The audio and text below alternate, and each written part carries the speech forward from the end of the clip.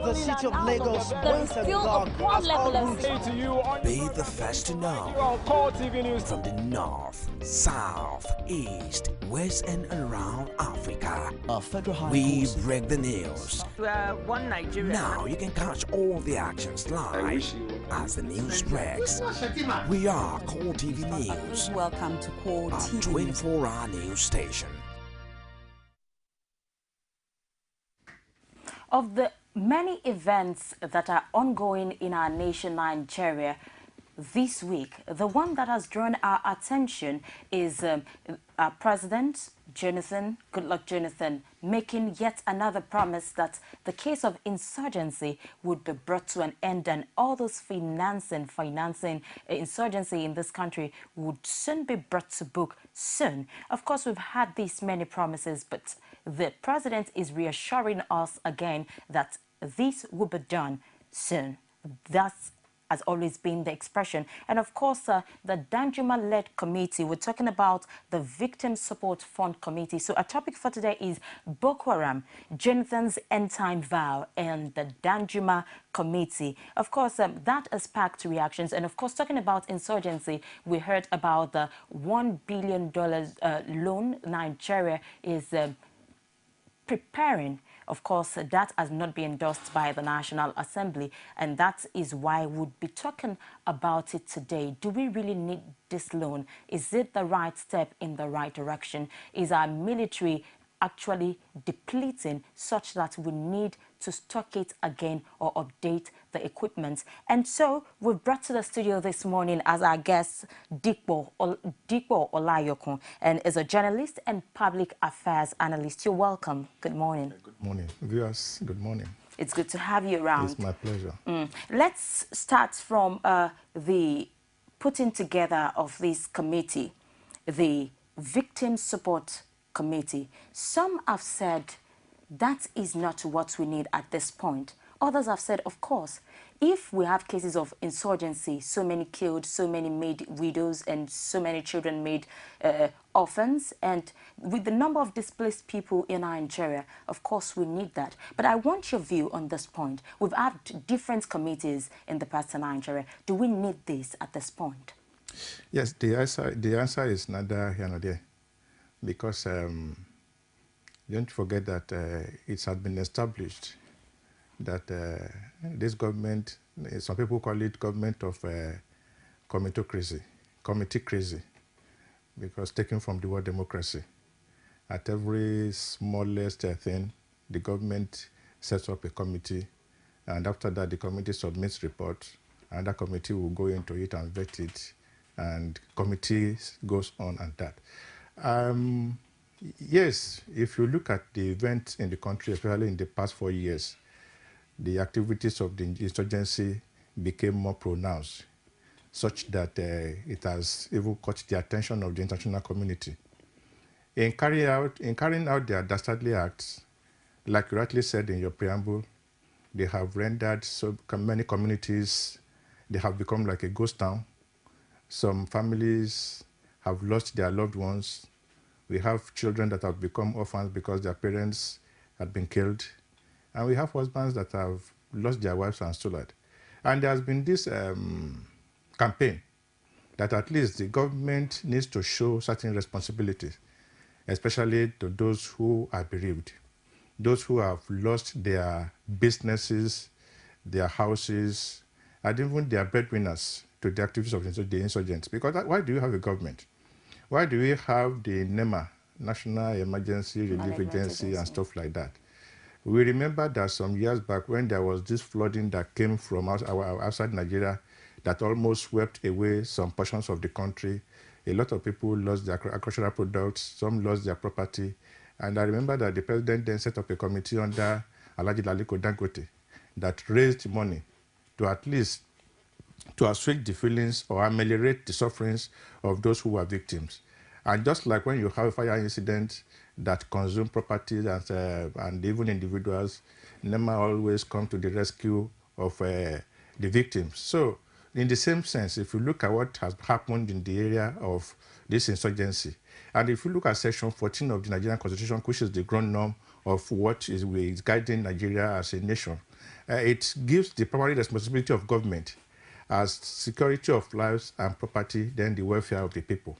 So if the government, due to one reason or the other, has failed in ensuring the security of life and property, and if for any reason any calamity befalls any Nigeria, it is the responsibility and the duty of the government to come to the aid of such people. We are happy that the president has finally hacked into the voices of people that said, no, there's a need for us to compensate these people. Because let me tell you one thing, is we can sit in the comfort zone of our areas in the south here or southeast and we say, oh, it is their problem. I have cause to listen to some of the victims. And there are some villages in this part of Nigeria that when night is coming, people become, there's trepidation because they don't know when these guys will come. These guys storm villages, they storm towns, killing people, destroying property, setting properties ablaze. Nigerians don't know what is happening. So if the government, after reading the report of that, I think it's General Buba, the guy who, the committee that was set up immediately after this abduction, is part of their recommendation. Don't forget that even the national conference that is about to wind up also at a stage said 5%, just like the derivation formula. Yes, they have raised the derivation formula for the Niger Delta from 13 to 18 or 21, that even 5% of the budget you also go to this area, that is northeast, because if you look at the devastation, if you look at the catastrophe that has taken place in that northeast, just like Borno, Yobe, Adamawa, and stuff like that, it will take years of regular construction to bring this state rather, back to the original position. I'll talk of even improving it. Businesses have been shut down, houses have been built, have been destroyed, people have been killed. So if the government now says, okay, let us show milk of compassion, I think it's a welcome development. Nigerians should support it because let me tell you something. These people are suffering this thing not because of their inadequacies, but it is because of the failure of government to provide security for them. So I think the government should be commended if they are looking in this direction. But now to talk about the committee, yes, if you look at T.Y. Danjuma, at least to some extent, he's an elder statesman. You can trust him to some extent. So if he's put at the head of that committee, well, since we have acknowledged the fact that the government is trying to tell us that I will have the machinery within the government setup to do this, probably let us give it to an outsider who is not biased, who will not be encumbered with the problem of running the ministry. Because ordinarily you look at what will be the ministry be doing and what will be NEMA be doing. So if the government is saying let us give it to an individual, probably they are looking at transparency and accountability. But the issue is, because you raised the issue of the loan. Before we get to the, yes, we'll get there. The president has, in recent times, made several promises, just like he has done when he was meeting with this committee, saying that these people will be brought to book. The last we had was, before now, was during the presidential media chats where the president made a promise of putting an end to this insurgency. And just what looked like a swift reaction, we had attacks almost immediately after that. Now the question is, will these promises yield tangible results for Nigeria? Yes, there's this popular slogan by a telecommunication company that says there's a need for you to walk the talk. Yes, talk is cheap. And don't forget that when this insurgency of a thing became pronounced, the president at a stage appeared overwhelmed. And Nigerians were looking at the countenance of the president and said, no, you are not giving us hope. For example, if you look at the Yanya first bombing, before you have the second one, the one at the motor park, if you look at the president critically, he looked overwhelmed. He looked depressed, like, oh, this thing is beyond me. And Nigerians cast their minds back to what happened during the 9/11, when President Bush went to the Ground Zero now, and you listen to his speech. Even within the calamity that happened to the Americans, their spirit was lifted up. Because he said, we know them, we go after them, we'll run from west to east. And you look at his face, he looked into the camera, he looked very serious. So that one gave the Americans the hope. And what happened? The man went into action, and he pursued them to Afghanistan.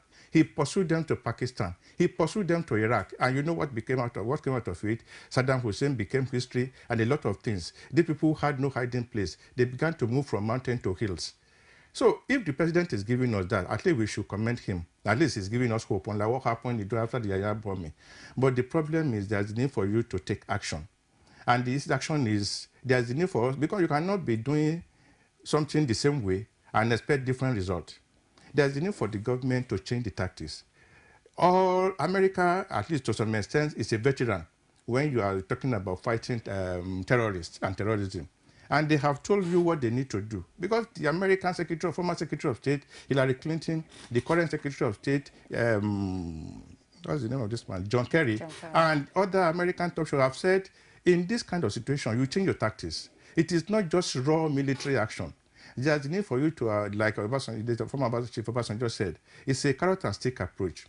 Because why, you ask yourself, why will a Nigerian that was born in this country by Nigerian parents be visiting such calamity on these people? Because there's a need for you to study the psychology of these guys. At least that this Yoruba proverb that you don't face your house and then you're urinating inside the house. So that is this mentality we should look at. What will make a Nigerian? Let us assume that some of these guys are coming from outside because there is another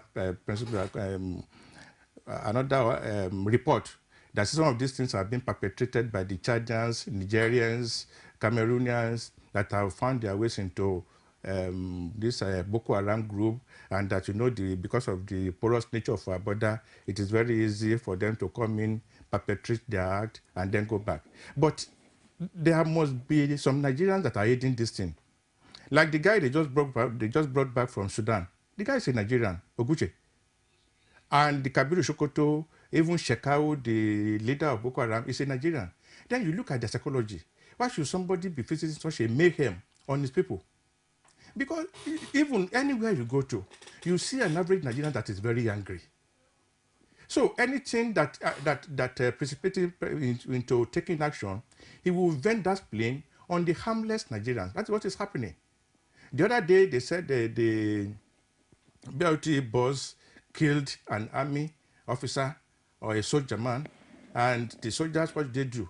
They came into the streets, they were humanizing people, harassing people, and they came out to say, no, we didn't do it. And people saw them do this thing. Yeah, people can be cowed. Yes, because they were carrying guns. But at every opportunity you have to express this your anger, you express it against the state, because you believe that it is the state that has failed. So what will make an average Nigerian to be that angry against the state? That is the psychology we are looking at. All these people they have arrested, what have they gotten from them? What has prompted you into doing all these things? I always make example of a place in Lagos State. They call the place Ipodo, Ikeja. Go there by 10 o'clock, 11. You see able-bodied boys that can be useful to Nigeria positively, lazing around, smoking in their hemp, wearing ordinary boxer at 10 o'clock, 11 o'clock. These boys are ready army to wreak havoc in any part of the world, because they have lost hope about this country. They don't believe they owe this country anything, because the country has failed to prepare for them. Sometimes in 1999, I was in Britain.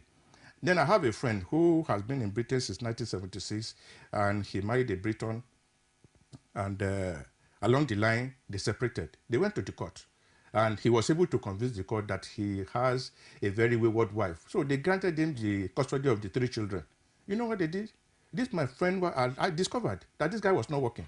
What he was only doing was to take care of the children, prepare them in the morning, take them to school, come back home, prepare their lunch. In the afternoon, he goes to bring them back to the house. He prepared them for siesta. That's what my friend was doing, and he was collecting money on each of the children.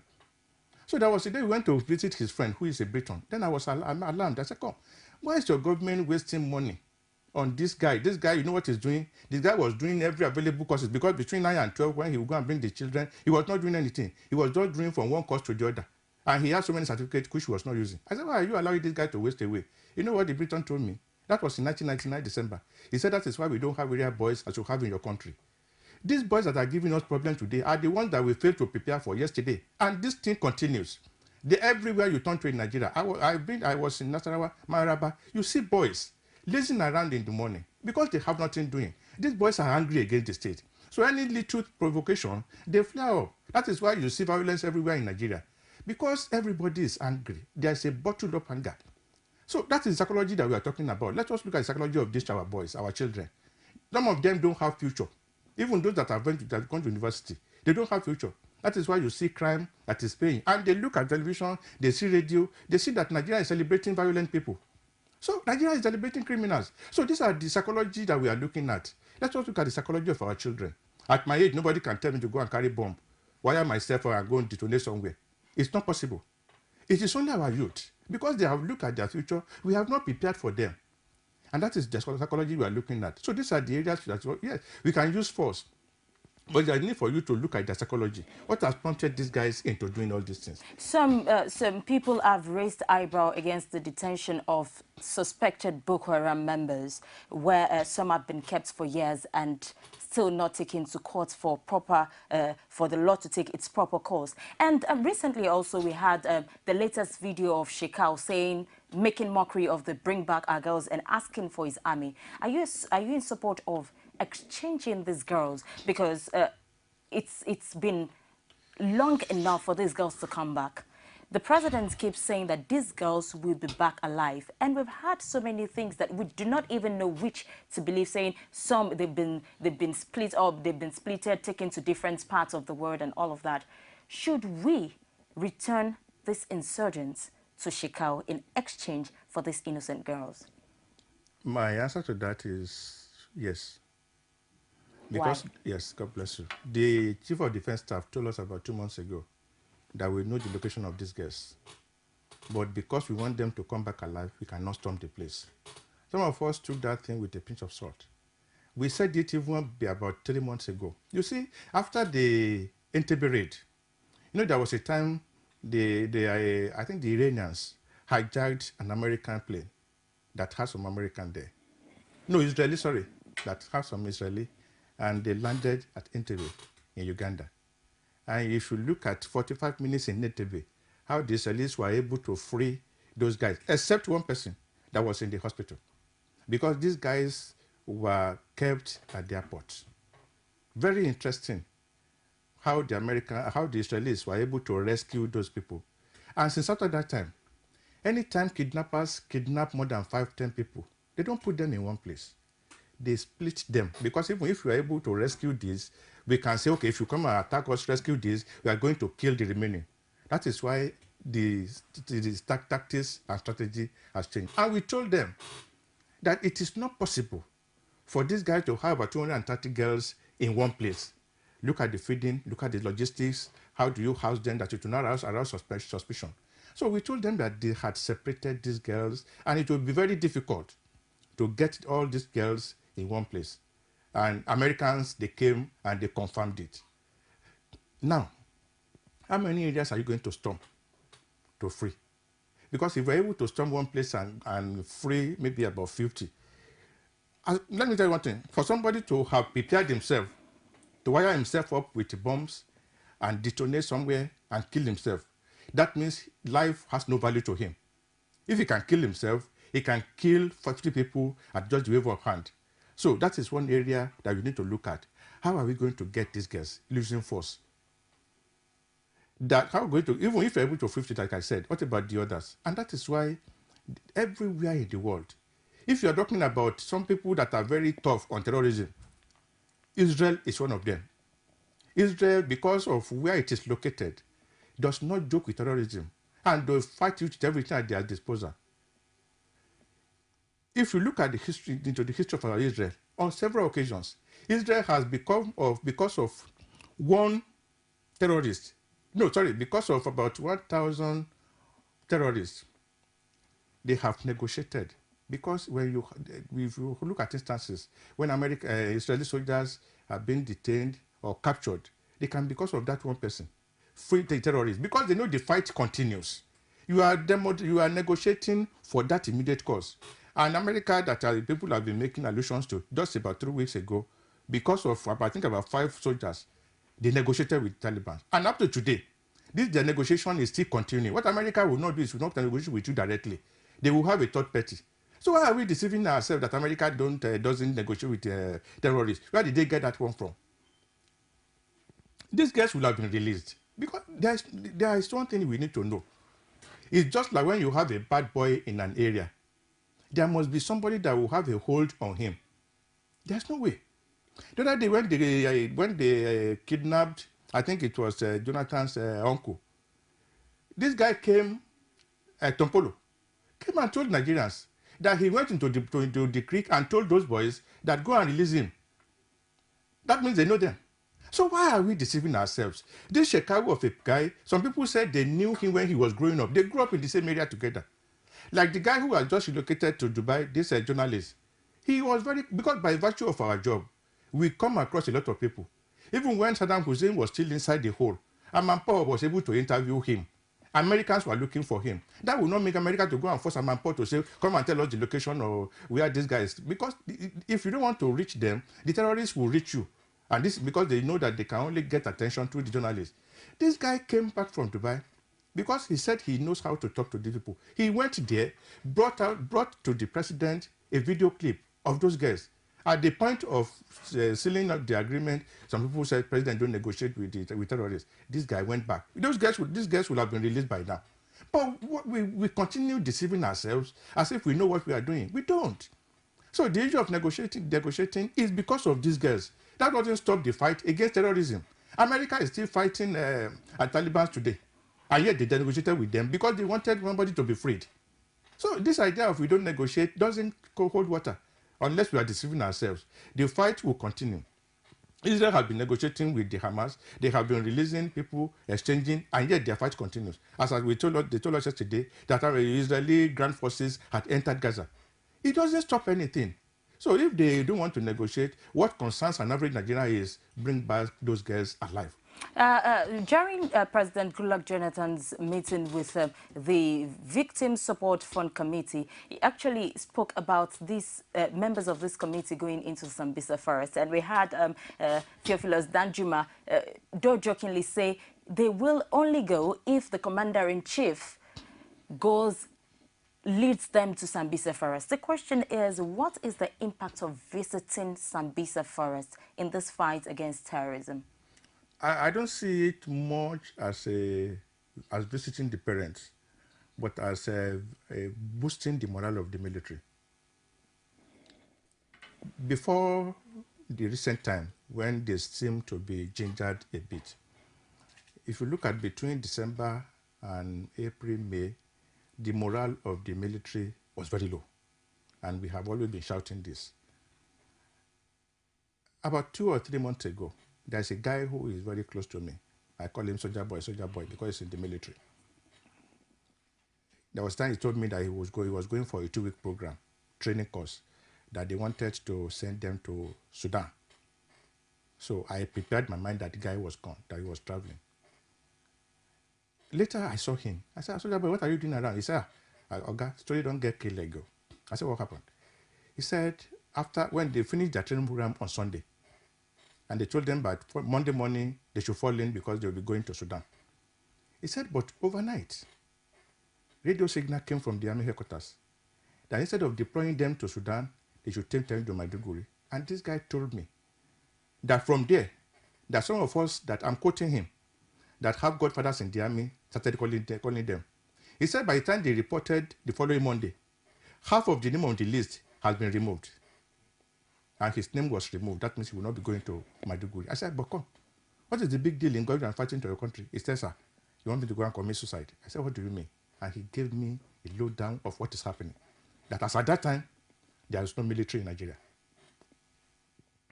There was a day I went to the bank. I met one guy, very jovial guy. He was wearing army uniform. He came in. He was cracking joke with everybody. Then I let me use the word lousy. He was very lousy on that day. So one of the guy sitting down next to me said, go and sit down. You should be in Maiduguri. What are you doing here? He said, okay, if my joke, stop him. I was surprised. I said, what do you mean? Another person taunted him. He said, okay, if now me, your boy, you want me to go? So after finishing his transaction, as a journalist, I waited for him. I then accosted him. I said, come, what happened?